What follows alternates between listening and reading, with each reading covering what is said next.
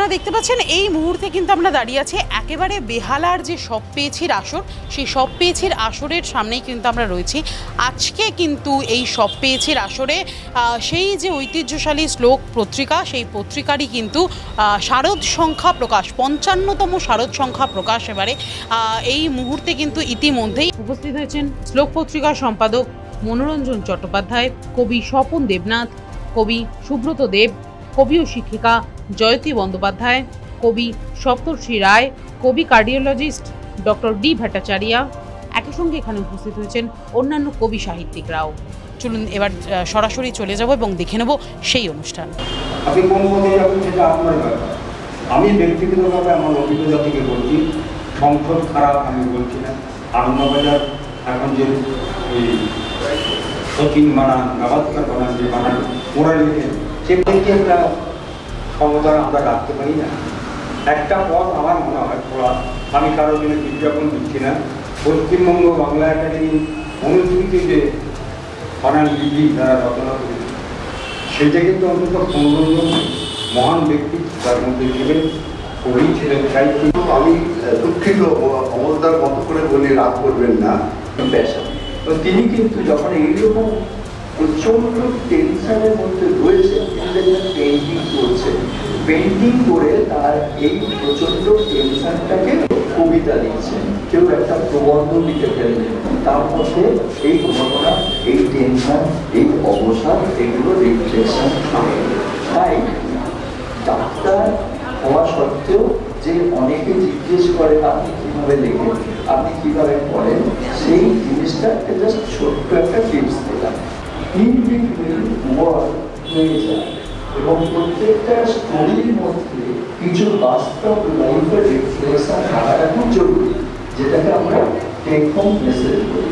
আমাদের যে একটা ইউটিউব চ্যানেল আছে এবিএনই কলকাতা, যদি দেখেন তাতে দেখবেন যে এই যে 45 যে প্রফেশনে থাকেন না, সেই প্রফেশনটাকে একেবারে অন্য মানে কবিতা, শুধু কবিতাকে নিয়ে বেঁচে থাকা।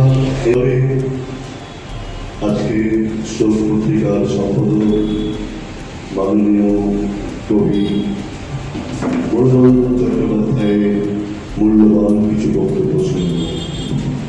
শিবীভূত ঈশ্বরের কথা, সর্বান্তঃকরণে শক্তি যদি চাও আমি দিতে পারি।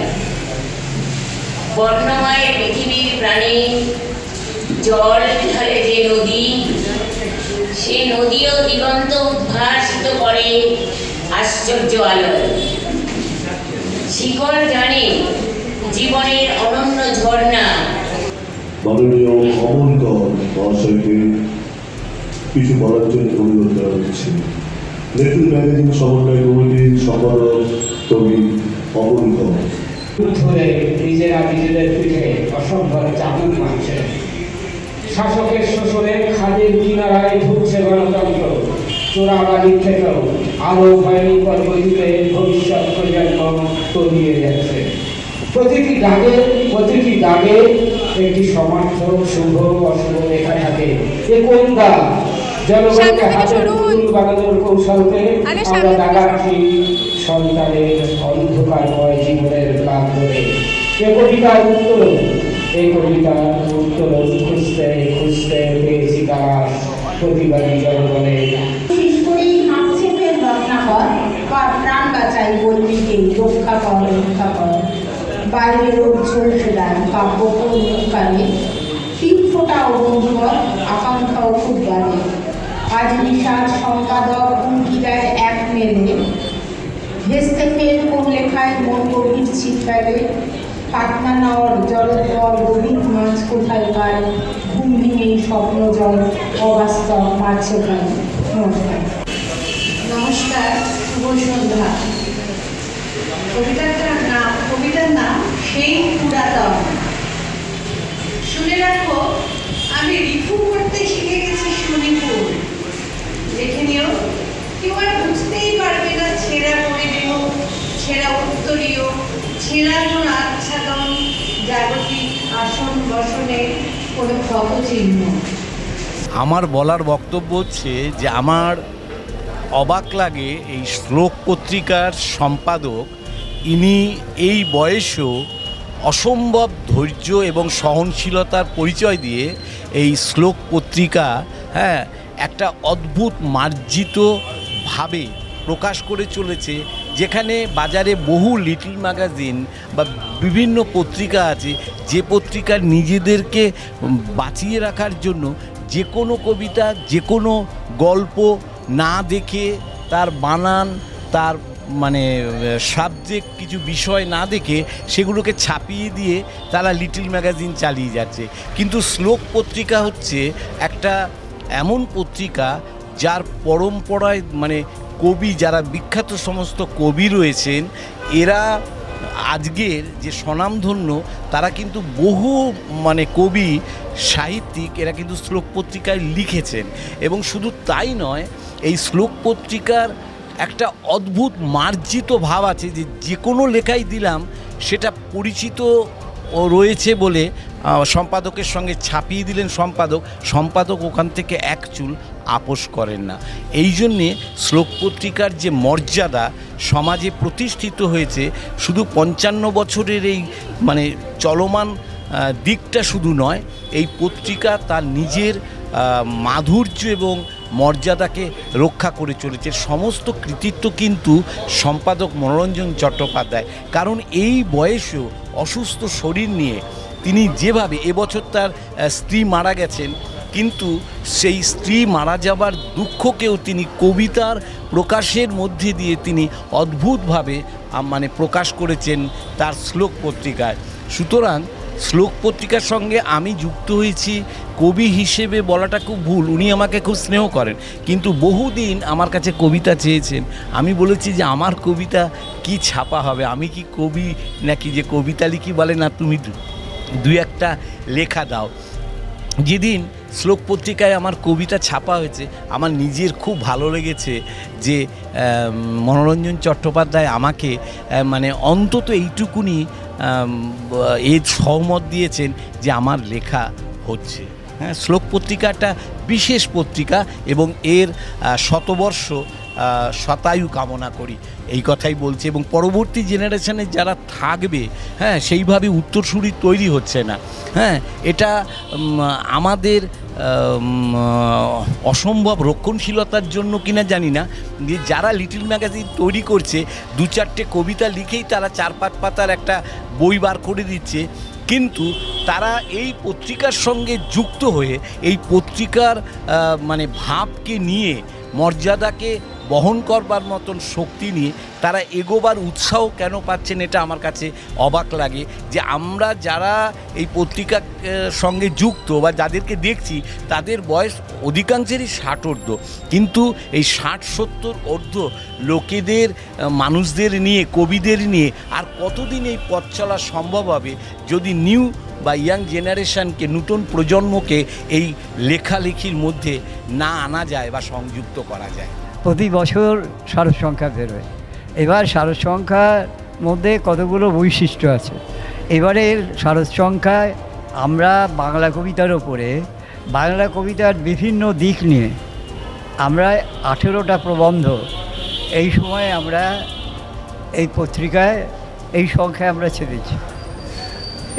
এর মধ্যে বাংলা কবিতার যে গুরুত্বপূর্ণ কতগুলো দিক আছে, যেরকম মনে করা যাক যে অনুকবিতার ওপরে একজন লিখেছে, হাঙ্গারি জেনারেশনের ওপরে একজন আলোচনা করেছে, 60-70-এর বাংলা কবিতা কী কী ব্যাপার এই নিয়ে আলোচনা করেছে, পোস্ট মডার্নিটি আজকের সময় সবচেয়ে প্রাসঙ্গিক বিষয় এ নিয়ে আলোচনা হয়েছে। এইভাবে এখনকার যারা উল্লেখযোগ্য লেখক, প্রাবন্ধিক, তারা 18 জন অংশগ্রহণ করেছে শুধু এই প্রবন্ধ। এই সময়ের যারা মহিলা কবি, তাদের 19 জন মহিলা কবি, তাদের একাধিক কবিতা, তাদের বক্তব্য এই সংখ্যায় এখানে ছাপা হয়েছে। এছাড়া আরও প্রায় 50 জনের ওপরে বাংলার কবি, তাদের এখানে এই সংখ্যায় তাদের কবিতা আছে। সব মিলে এই সংখ্যাটি অত্যন্ত গুরুত্বপূর্ণ। আর শ্লোক যেহেতু 55 বছর ধরে বেরোয়, কবিতা পত্রিকা হিসেবে, সাহিত্য পত্রিকা হিসেবে ঐতিহ্যশালী পত্রিকা হিসেবে এর একটা আলাদা পরিচয় আছে। শ্লোক হচ্ছে 55 বছর ধরে এই রক্তাক্ত পথ হেঁটে চলেছে, যেন 55টা হার্ডেল পার হয়ে হয়ে লাফিয়ে লাফিয়ে চলেছে, চড়াই উদ্যায় পেরিয়ে। আসলে এই পত্রিকাটি একটু অন্য ধরনের পত্রিকা। কী ধরনের পত্রিকা না, এটা না আছে গল্প, না আছে প্রবন্ধ, এবং না আছে ফিচার, রম্য রচনা, এসব কিছুই নেই। শুধু কবিতাকে বেস করে একটা পত্রিকা এতদিন ধরে চালিয়ে আসছে, এটা কিন্তু বিরল দৃষ্টান্ত আমাদের, বিশেষ করে বাংলা সাহিত্যে। মানে আমাদের ছোট গল্প মানে লিটল ম্যাগাজিন। লিটল ম্যাগাজিন কথাটা কিন্তু মূলত ছোট পত্রিকা নয়। লিটল ম্যাগাজিন কথার অর্থ হচ্ছে কিন্তু বারুদখানা। অনেকেই ভুল করে, অর্থাৎ হৃদয়ের মধ্যে, মনের মধ্যে যে বারুদ আছে, সেই বারুদ হচ্ছে ছোটো পত্রিকাতে। মানে ওর মধ্যে আমাদের যে একটা সংগ্রাম আছে, আমাদের যুদ্ধ আছে, আমাদের শব্দ নিয়ে যে আমাদের লড়াই, প্রতিবাদ, এটা কিন্তু একটা বারুদখানার মতো আমাদের এই লিটল ম্যাগাজিন থেকে আস্তে আস্তে সবাই প্রতিষ্ঠিত পত্রিকায় চলে যায়। তা সেই পত্রিকাটা শুধু কবিতাকে বেশ করে, কবিতার উপর প্রবন্ধ, শুধু কবিতার আলোচনা এবং কবিতা নিয়ে একটা পত্রিকা এতদিন ধরে চলে আসছে, এটা কিন্তু খুব বিরল দৃষ্টান্ত। এই জন্যে আমাদের মানে অর্থাৎ এই পত্রিকা, শ্লোক পত্রিকার যিনি কর্ণধার মনোরঞ্জন চট্টোপাধ্যায়, উনি শুধু কবি নন, প্রাবন্ধিক তো বটেই, এবং সাহিত্য সমালোচক এবং একজন পণ্ডিত ব্যক্তি। আমরা রয়েছি, সঙ্গে রয়েছি সম্পাদক মণ্ডলীর মধ্যে, কিন্তু মূল প্রয়াস কিন্তু তাঁরই। যাই হোক, আমরা ইন্ডিভিজুয়ালি মানে আমরা ব্যক্তিগতভাবে প্রত্যেকেই বিভিন্ন পত্রিকার সঙ্গে যুক্ত। আমার নিজের পত্রিকা আছে অমৃতাক্ষর, কিন্তু ওই পত্রিকাতে আমরা প্রাণ দিয়ে করি আর কি। তা সেই জন্য, এবং আজকের 55 বছর অতিক্রান্তর পর যে পত্রিকাটা প্রকাশ হলো শারদ সংখ্যা, এই শারদ সংখ্যা একটা এমন ধরনের হয়েছে, এই সংখ্যাটা তার প্রতিবারই একটা বিশেষ এ নিয়ে হয় আর কি, বিশেষ সংখ্যা নিয়ে, ভাবনা নিয়ে, থিম থাকে নতুন নতুন। এই সংখ্যায় অর্থাৎ বিভিন্ন আমাদের অগ্রজ কবির তাদের ভাবনা, তাদের চিন্তার মোড়, তাদের এই বাক্য বিন্যাস এবং তাদের এই বিভিন্ন যে একটা মোচড় আছে, সেইগুলো নিয়ে আলোচনা হয়েছে। আমাদের মনে হয়, আমার তো বটেই, আমাদের সম্পাদক মণ্ডলী এটা মনে হয় এই পত্রিকাটা আগামীকালের একটা গবেষণাপত্র হয়ে দাঁড়াবে, এবং লাইব্রেরিতে বিভিন্ন জায়গায় যখন যাবে, পাঠাগারে, এটা একটা সম্পদ হবে আগামী দিনের, মানে আগামী প্রজন্মের জন্য, এটা আমার মনে হয়। সুতরাং সবাইকে ধন্যবাদ, সবাই ভালো থাকুন। পত্রিকাটার আরও মানে শ্রীবৃদ্ধি বলছি না, মানে আরও প্রচার হোক, সবাই উপকৃত হোক। ধন্যবাদ। একটি ছোট পত্রিকার পক্ষে 55 বছর ধরে এইভাবে চালানো, এটা একটা শোনা যাচ্ছে না, একটা কি নিদারুণ কঠিন কাজ, কি পরিশ্রমের কাজ। এটা না সঙ্গে থাকলে, আমি খুব ঘনিষ্ঠভাবে থাকি মনোরঞ্জনদার সঙ্গে, এবং উনি যতদিন আছেন ছায়ার মতন আমাদের চারপাশে। একটি অসম্ভব ভালো পত্রিকা, শুধু পত্রিকা করলেও হয় না, একটি অসম্ভব ভালো পত্রিকা। এবারের বিষয় কবিতা ভাবনা। বর্তমানে কবিতা কোথায় দাঁড়িয়ে আছে তা জানতে গেলে এই পত্রিকা অবশ্যই পড়া দরকার। খুব আনন্দিত আমি। এটা আমাদের পক্ষে খুব আনন্দের এবং খুব গর্বের বিষয়, যদিও আমরা অনেকেই জড়িত আছি শ্লোক পত্রিকার সঙ্গে, কিন্তু সেই 55 বছর আগে যে বীজ রোপণ করেছিলেন মনোরঞ্জন চট্টোপাধ্যায় এবং ঋজু শিরদাঁড়া রেখে আজকে পর্যন্ত চালিয়ে যাচ্ছেন। এই পত্রিকার বৈশিষ্ট্য হচ্ছে এই যে বিশিষ্ট যারা আছেন, নামি দামি, তাদের প্রতি আলাদা কোনো পক্ষপাত নেই, বরং যারা নতুন তৈরি হচ্ছে তাদেরকে মানে নিয়ে আসা হচ্ছে এইখানে। এটাই এই কাগজটার বৈশিষ্ট্য। এবং যেহেতু কোনো সময়ই কোনো সরকারের প্রতি তার হেলিয়ে থাকার ব্যাপারটা নেই, কাজে তার কোনো বিজ্ঞাপনও নেই। এখনও আজকে যে এত বড় একটা পত্রিকা বেরিয়েছে, প্রায় 19 পর্মা বোধহয়, সেখানে কোনো বিজ্ঞাপন নেই।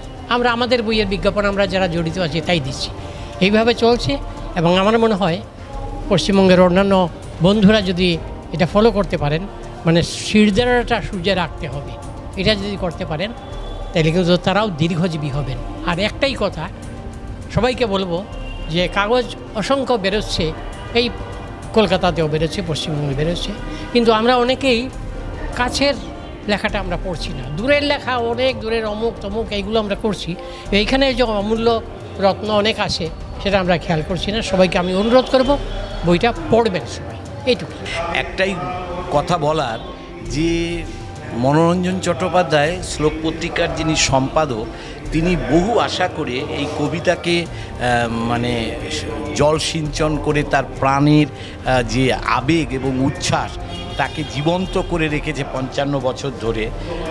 আমি আশাবাদী একজন মানুষ, তাই বলি যে তারপর সেই একদিন বড় তীব্র অভিমানে উপেক্ষাকে উপেক্ষার সহজ সমাধানে একদিন ঠিক বদলে যাবেই জীবনবোধের মানে অনন্ত অনুভূতির সুমিষ্ট সেই গানে।